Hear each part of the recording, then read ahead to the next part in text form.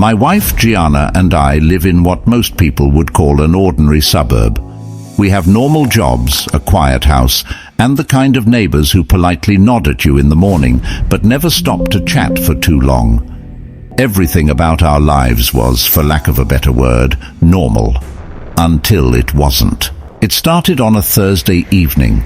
Gianna and I had just finished dinner at a small Italian restaurant down the street, a rare treat since we usually cooked at home. By 9:00 p.m. we were back home, brushing our teeth and getting ready for bed. Like clockwork, at exactly 10 p.m. we were in bed watching an episode of our favorite show. That's when the phone rang. Our landline barely ever rings, and when it does, it's usually telemarketers or wrong numbers. Gianna glanced at me and said, "Don't answer it. Anyone calling at this hour can't have good news." I agreed with her logic, but couldn't ignore the gnawing feeling that it might be an emergency. I reached over to grab the receiver, but before I could lift it, the ringing stopped. Typical of our ancient landline, the caller ID had already disappeared, leaving no trace of who it was. "Probably just a wrong number," I muttered. But less than a minute later it rang again. This time I grabbed it quickly. The screen flashed "unknown number." That immediately struck me as odd. Who calls with a blocked number this late at night? I hesitated, then let it ring out. No sooner had the ringing stopped than the phone lit up again, the same unknown number flashing on the screen. A growing sense of unease gripped me, and I picked up. "Hello," I said. On the other end, a voice I immediately recognized said, "Hey, it's Al. Do you know there's a man standing in front of your house?" Al is our neighbor. He's lived a few doors down from us for years and is the kind of guy you can always rely on for help. But something about his tone was off. It was calm, almost eerily so, like he wasn't fully registering what he was saying. "What are you talking about?" I asked. "Just go outside," he replied, then hung up. I stared at the receiver in confusion. Gianna saw the look on my face and asked what was wrong. "Al just called," I said. "He says there's someone standing outside our house." Her face paled. "Don't go out there," she urged. "What if it's some kind of trap?" "I'm just going to look," I assured her. I went downstairs and peeked out the front window, pulling the curtain back just enough to see. The street was dimly lit by the faint glow of a streetlight, but there was no one in sight. I opened the door and stepped onto the porch, scanning the yard and bushes. Nothing. Annoyed, I muttered, "What the hell, Al?"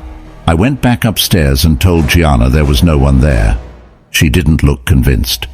"Why would Al say that then? It doesn't make sense." "Maybe he's just messing with us," I suggested. It didn't sit right with me, though. Al wasn't the prankster type. A few minutes later, the phone rang again. This time, I didn't hesitate. I picked up on the first ring. "Al, what's going on?" But before I could say more, his voice cut me off. "Go outside. There's someone standing outside your house." The line went dead. Now I was angry.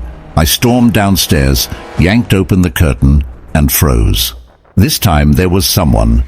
A man stood at the edge of the driveway, right where it met the sidewalk. He was wearing a dark hoodie, the kind that concealed most of his face. From where I stood, all I could make out was the shadow of his figure and the faint glow of streetlight reflecting off his shoes. I opened the door slightly and called out, "Can I help you?" The man didn't move. "Hey!" I shouted louder. "What do you want?" Still nothing. I threatened to call the police, but the figure remained completely still, as if he hadn't heard me at all. And then the phone rang again. I slammed the door shut and rushed to the kitchen to grab the receiver. The caller ID said it was Al's number this time. "Al," I snapped, "what is going on?" There was a pause. Then, in a perfectly normal tone, he said, "Hey, I just got your voicemail. What was that about?" "What do you mean?" I demanded. "You just called me twice. You told me there's someone outside my house." There was silence on the other end before Al replied, "I didn't call you. What are you talking about?" My blood ran cold.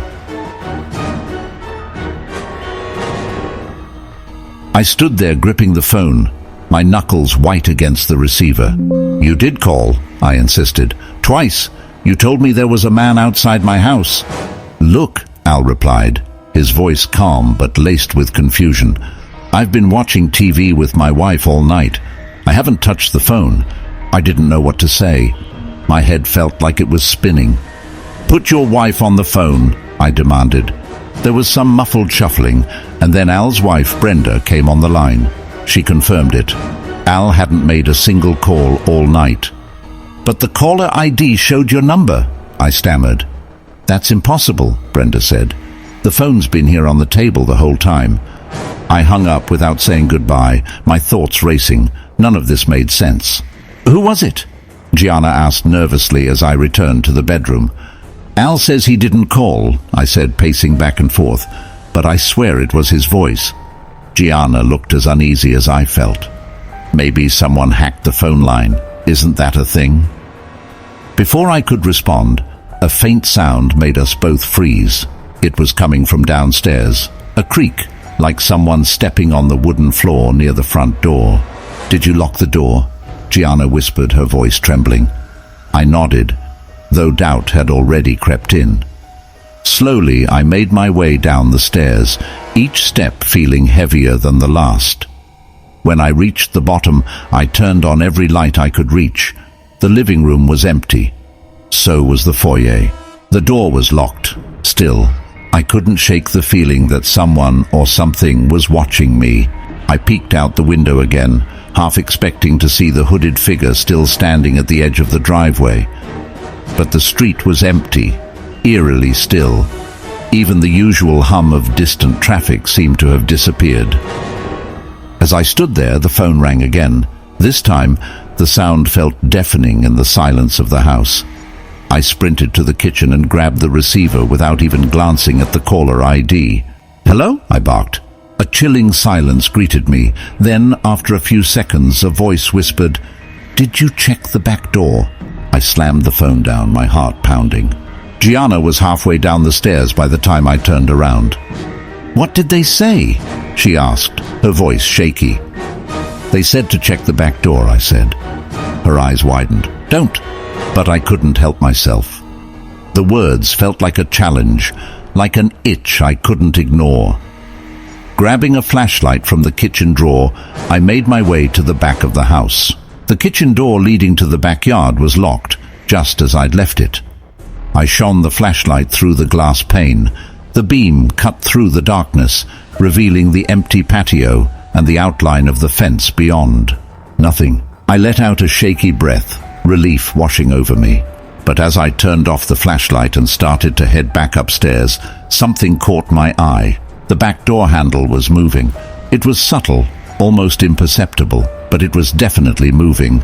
Someone was trying to turn it from the outside. I froze, my breath caught in my throat. My mind raced. Should I call the police? Should I shout? Should I open the door and confront whoever or whatever was on the other side? Before I could decide, the movement stopped. I waited for what felt like an eternity, my ears straining for any sound, but there was nothing. Finally, I crept back upstairs, my heart pounding like a drum. "Was someone there?" Gianna whispered. I shook my head. "I don't know," I admitted. Neither of us slept much that night. Every creak of the house, every gust of wind against the window felt like an omen. By morning, the world outside looked deceptively normal. The sun was shining, birds were chirping, and the neighbor's dog barked at the mailman as usual. For a moment, I wondered if it had all been a bad dream. That was until I went to retrieve the morning paper and found something on the front stoop.